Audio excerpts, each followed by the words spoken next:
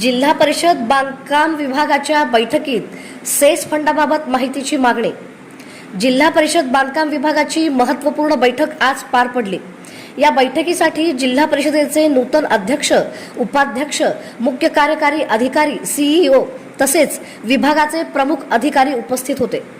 बैठकीदरम्यान नूतन अध्यक्ष व उपाध्यक्षांनी मुख्य कार्यकारी अधिकाऱ्यांकडे मागील 4 वर्षात सेस फंडाबाबत झालेली सर्व बाबींची सविस्तर माहिती देण्याची मागणी केली।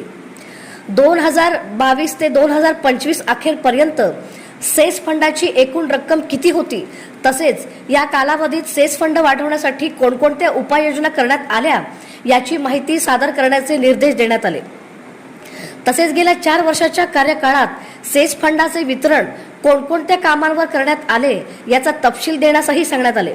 मुख्यालयाच्या विकास कामांसाठी, पंचायत समित्यांसाठी तसेच विश्रामगृहांच्या उभारणी व देखभालीसाठी करण्यात आलेल्या खर्चाचा संपूर्ण आढावा सादर करण्यावर भर देण्यात आला।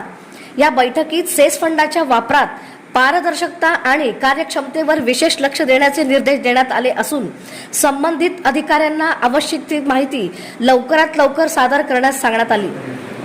नमस्कार। आज बांधकाम विभागाची बैठक होती।